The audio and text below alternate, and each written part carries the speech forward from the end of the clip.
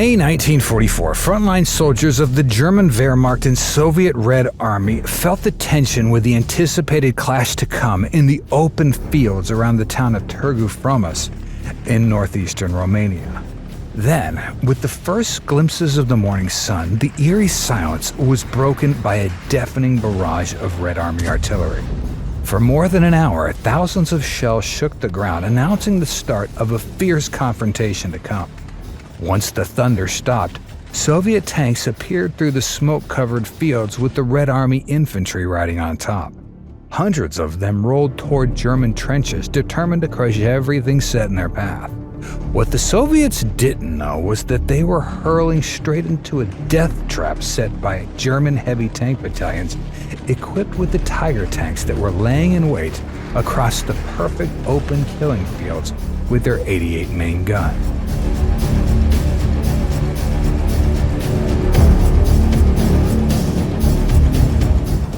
The Red Army attack on Targu Frumos in early of May 1944 was a part of a large strategic campaign to break the Axis defenses in the southernmost sector of the Eastern Front. By early 1944, after great victories at Stalingrad, Kursk, and in Ukraine, the Second Ukraine Front, led by Marshal Ivan Konev, had reached the frontiers of Romania, a Nazi ally. Aiming to keep the momentum, the Soviet High Command Stavka ordered Konev to break into Romania. By throwing Romanians out of war, the entire German foothold in the Balkan Peninsula would be endangered. More importantly, it would deny the Germans oil supply from the Plosti oil fields. As known, Romanians were one of the main oil suppliers to German war machinery. The first step in this campaign was to seize the cities of Iași and Chisinau. However, in order to get to them, Soviet soldiers had to pass by Romanian and German defenders around Targu Frumos. And so, on April 5, 1944, Konev's troops crossed the upper reaches of the Dniester and Prut rivers and approached the town of Targu Frumos within 30 miles. On April 9th, they launched an assault on the town and managed to seize it. However, only 3 days later, the Soviet troops were pushed out of Targu Frumos by the tanks of the Grossdeutschland Panzer Division. The German panzers defending the area were determined to make the Soviets pay dearly for each yard of the soil they wanted to take. On the other side, Marshal Konev was the type of guy who never ran away from challenges.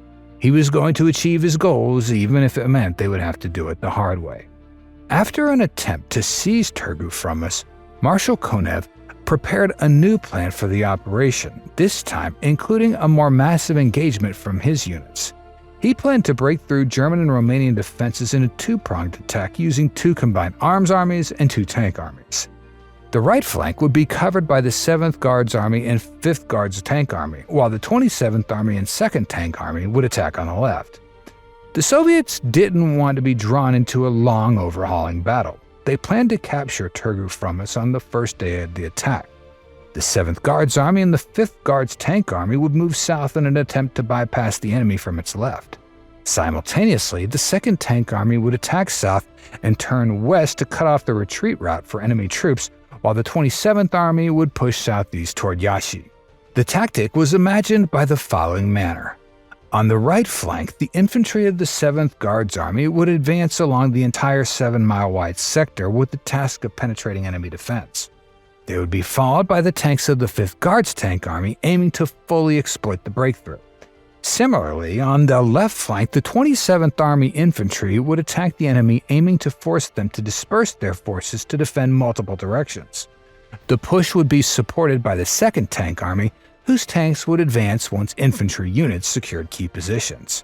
The total strength of the Soviet forces was 377,500 men, 600 tanks and self-propelled guns, 8,300 guns and mortars, and 515 aircraft.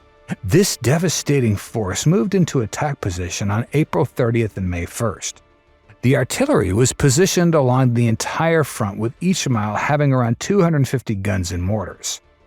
Infantry and tanks awaited in forests and trenches for the attack that was set for the morning of May 2nd. German forces defending the front around Targu Frumos were significantly weaker than the Soviets.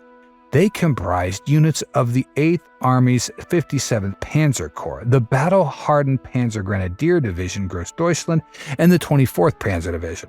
They were supported by infantry from the 46th and 6th Divisions, which were held in reserve. The organization of the defense befell upon Großdeutschland's commander, General Hasso von Manteuffel, one of the most brilliant panzer commanders of all Wehrmacht. Aware of his numerical inferiority, von Manteuffel organized a so-called mobile defense. He organized his infantry units into two groups, the Panzer Grenadier Regiment on the left flank and the Panzer Fusilier Regiment on the right. The soldiers dug deep trenches along the front line to prepare a strong defensive line, which was further strengthened by barriers to slow the advance of enemy tanks. Von Manteuffel urged his men to hold the lines at all costs, even if surrounded. The support was provided by 88mm and 37mm anti-tank guns and self-propelled guns. Key positions in the defense line were Hills 192 and 197, which provided excellent observation points for directing artillery fire on Soviet approaches. Behind them, the Panzer Regiment with 160 tanks in strength was positioned in the reserve position near Targu Frumos. Since he lacked enough armor to counter the Soviet tank power, von Manteuffel envisioned using his panzers for mobile defense, that is, counterattacking Soviet spearheads according to the situation on the front. For this purpose, he established a command post on a hill behind Targu Frumos from which he had a comprehensive view of the battlefield. However, for the tactics to work, Manteuffel had to organize a network of scouts and observation posts to track Soviet movements. This way, he could adjust his tactics in real time. Von Manteuffel also organized a backup position in case the front line was broken. In the background, 88mm anti-aircraft guns that were placed to protect against Soviet planes could also be used to destroy enemy tanks. The 24th Panzer Division was positioned near the village of Podulole, southeast of Targu Frumos. Its job was to support the Großdeutschland Panzer Grenadier Division and stop any Soviet breakthrough. All in all, the Germans had at their disposal 160,000 men, 350 tanks and self-propelled guns, and 600 aircraft. Even though largely outnumbered, the Germans had the advantage of being well-trained and with enormous combat experience. Von Manteuffel also made sure his men were well-fed with enough ammunition and, above all, motivated to fight. The attack started before dawn at 4:20 a.m. on May 2, 1944. After an hour-long artillery barrage, Soviet tanks and infantry moved toward positions on the German left flank. However, instead of fierce combat, something rather unusual happened. Panzer Grenadiers did not respond to the attack. They let the tanks run over their trenches and move toward the front-line rear. What seemed at the moment like a completely irrational decision was in fact part of a trap devised by von Manteuffel. The infantry let tanks pass on purpose only to attack the infantry coming behind them. This way, they cut off Soviet tanks from their much-needed infantry support. Very soon, it became clear how vulnerable the tanks were without infantry to protect them. A group of Soviet tanks that broke through the line arrived at the northern entrance of Targu Frumos, where they were awaited by a well-concealed battery of German 88mm flak guns. These anti-aircraft guns were equally adept in anti-tank warfare and even served as a basis for Tiger tank guns. As Soviet tanks approached their positions, the German gunners opened fire. The 88mm shell was remarkably successful in penetrating most Allied armors, including the Soviet T-34. Within moments, 25 of these Soviet tanks were destroyed, and they kept coming. A second group of Soviet tanks moved toward the Großdeutschland Regiment's position west of the town, completely unaware of the danger they were facing. Behind the rise of the hill, hidden from their view, Panzer IV and Tiger tanks were waiting. As soon as Soviet tanks appeared, they were fired upon. Many of them got hit before they could even fire back. This group as well was knocked out one by one. More Soviet tanks tried to flank the Germans near the village of Ruganosa, northeast of Targu Frumos. Even though they advanced rapidly, breaking through the weak Romanian defense, the Germans spotted the gap and sent a tank company to intercept the enemy.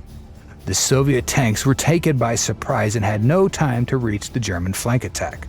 One after another, they were all destroyed. However, then came a moment of surprise for the Germans. A new Soviet tank appeared on the battlefield, much bigger and more powerful than the T-34. What's more, it was the most powerful tank the Germans had encountered so far. This was the IS-2 heavy tank, named after none other than Soviet leader Joseph Stalin.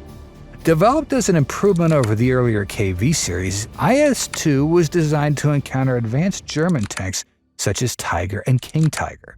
The tank's armor was extremely robust, with the front hull armor built of 120mm thick steel, angled to improve the deflection of incoming rounds.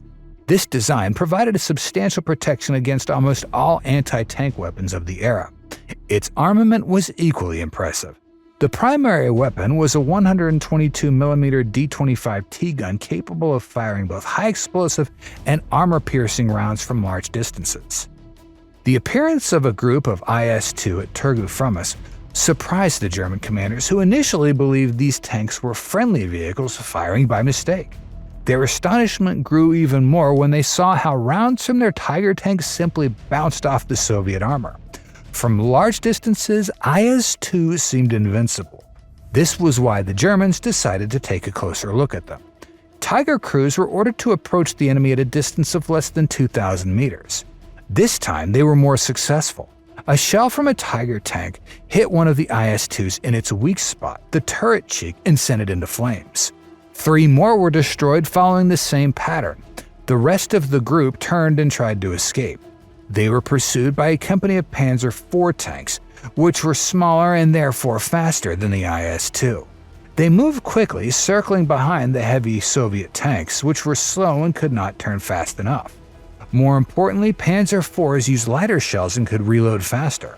Once they positioned behind Soviet heavy tanks, they started firing at the back of their hulls where the armor was thinner. Soon, all IS-2 tanks were destroyed. It was a significant moment for the Germans. They learned how to fight the Stalin tanks. They just needed to get at them at closer range, with better positioning and careful aim. The Soviet tanks were strong, but definitely not invincible. By 11 a.m., the first wave of Soviet tanks had been stopped, but the Soviets did not give up. They put the Panzer Fusilier Regiment on the right flank under heavy attack. 32 Soviet tanks had broken through the lines and reached the village in which the regimental headquarters was located. A fierce battle broke out in the village, in which the German regiment commander personally led his troops. The soldiers fought for each house, using grenades and anti-tank weapons to push the enemy out of town. In the end, they destroyed 24 tanks inside the village. However, the Soviet tanks kept coming. In order to help the Fusiliers to fight off the incoming enemy armor, a battalion from the Grossdeutschland Panzer Regiment was ordered to break off its battle west of Targu Frumos and move to support them. They arrived at 11:55 and opened fire on the massive enemy armor, destroying 30 Soviet tanks in a matter of minutes. The enemy's push into the Fusilier sector was over. By nightfall, the German lines were fully restored. The tide of battle shifted in German favor. By the end of the day's fighting, their forces had suffered minimal tank losses. Fewer than 10 German tanks had been destroyed, while a large number had sustained minor damage. By the next morning, nearly all damaged tanks were back in service. On the other side, the Soviet losses were enormous. A clearly exaggerated report suggested they lost 350 tanks that day, which was more than half of everything they got. Whatever the number was, the battlefield around Targu Frumos was littered with burning wrecks of Soviet T-34s and IS-2s. The morning of May 3rd brought no relief. The Soviet forces launched another attack, determined to break through the German lines. Tanks and infantry moved forward together, pushing toward the German positions. This time, the Soviets focused on key points along the front, looking for weak spots to flank the German positions. Near Targu Frumos, a group of T-34 tanks moved along a narrow path, hoping to catch the defenders off guard. German scouts spotted them and relayed their position to the artillery. Within minutes, hundreds of German shells rained down on the advancing tanks. Many were destroyed before they could reach the front lines. The surviving Soviet tanks continued forward but were met by an ambush. Panzerfaust teams hiding among the ruins and forests were waiting for the perfect moment to strike. As the Soviet tanks passed, the Germans emerged and engaged them at close range. One by one, the enemy tanks were all destroyed. The remaining Soviet crews abandoned their vehicles and tried to flee, only to be cut down by German small arms fire. To the right, the Panzer Fusilier Regiment again found themselves under heavy pressure. 33 Soviet tanks had broken through into the village of Fakuti. Once again, the German infantry fought back with everything at their disposal. The regimental commander refused to retreat. The battle turned into close-quarters combat, with Germans and Soviets fighting from house to house. In the end, the day was saved for the Germans by the tanks of the 24th Panzer Division. The Luftwaffe provided crucial support in repelling the Soviet attack on May 3rd. German bombers and ground attack aircraft constantly targeted Soviet positions, disrupting their advance. Particularly effective were the Stuka dive bombers, which wiped out entire Soviet infantry formations. Even though the air support gave the defenders some relief, the battle was far from over. As night approached, the fighting continued. The Soviets made one final push before darkness fell. They attacked with everything they had left, hoping to break through before the end of the day. The Germans held their ground, fighting desperately to repel the attack. By the time the sun set, the battlefield was covered in wreckage and bodies. The Grossdeutschland division had suffered heavy casualties, but they had survived another day. The exhausted soldiers prepared for the next battle, knowing that the Soviets would return. The first 2 days of the battles were the decisive ones. The Soviet attempt to break German lines had definitively failed. Even though the Soviets kept trying, it was obvious they had lost their muscles and the will to fight. On May 4th, a group of Soviet soldiers managed to infiltrate lines at Hill 256, an important strategic point on the battlefield. The German infantry responded with a counterattack and in a fierce close encounter battle repelled the Soviets. The attack on this position repeated May 6th, but that was also repelled. Severe fighting was taking a toll on both sides. With each following day, the number of tanks and infantry engaged in combat operations got smaller and smaller. Yet the battle was still not over, as both sides were stuck in a stalemate. To break it, the Germans made a shift in tactics May 7th. Instead of waiting for the Soviets to attack, they launched a counterattack on their positions. Once again, the Red Army troops were caught off guard. The German panzers punched through Soviet lines and forced them to retreat. If their artillery hadn't responded swiftly, the Soviets would have faced disaster. The following day, Marshal Konev responded with a new assault. The remaining tanks rolled toward the enemy lines, supported by artillery that shelled German positions. A similar attack was repeated May 9th, but the Soviets made no significant gains except for small pockets of ground. The Germans held firm as they repelled each of their attacks. However, the losses were mounting on their side too. Many of the German battalions fighting on Hill 256 were reduced to 70 men. By May 10th, the 9th day of the offensive, the Soviet offensive had lost much of its momentum. Weakened units attempted one last push, but the Germans were prepared. By late afternoon, Soviet commanders ordered a withdrawal from several positions. German troops cautiously advanced, securing ground that had been fiercely contested for days. On May 11th, the battlefield fell into an eerie silence. German reconnaissance confirmed the Soviets had halted major attacks. Smoke still rose from the burning wreckage, and the ground was scarred with craters. The battle had taken a heavy toll on both sides, leaving the landscape filled with the scars of war. In the end, the Soviets simply lost the strength to fight. Their forces had lost too many men and tanks to continue. The Germans had firmly held their positions, stopping every single Soviet advance. The losses suffered by the Soviets were enormous. Although the exact number of armored vehicles lost in 10 days of battle was unknown, estimates suggest that around 250 tanks and self-propelled guns were destroyed, with another 200 damaged. The number of soldiers killed is also unknown, but estimated to be high. For example, the 3rd Guards Airborne Division was completely destroyed. What was certain was that the Soviet casualty toll was so high that they could not continue operations in Romania for some time. German forces also suffered significant casualties, predominantly among infantry units. The 2nd Battalion of the Grossdeutschland's Panzer Grenadier Regiment was so weakened that it had to be disbanded. Notably, there were substantial losses among officers and non-commissioned officers, an issue for the Wehrmacht since the opening of Operation Barbarossa in 1941. In contrast to the Soviets, German tank losses were minimal, with roughly a dozen tanks lost. Although many tanks were damaged during the battle, German repair crews worked swiftly to return them to action. Beyond securing victory in the battle, the Germans gained valuable experience in combating the new Soviet IS-2 tanks. The mobile defense tactics employed during the Second Battle of Targu Frumos were exemplary demonstrations of military skill. General Hasso von Manteuffel's strategy, known as defensive blitzkrieg, became a subject of study in American military circles for years after the war. serving as a prime example of organizing a defense against massive Soviet armored attacks.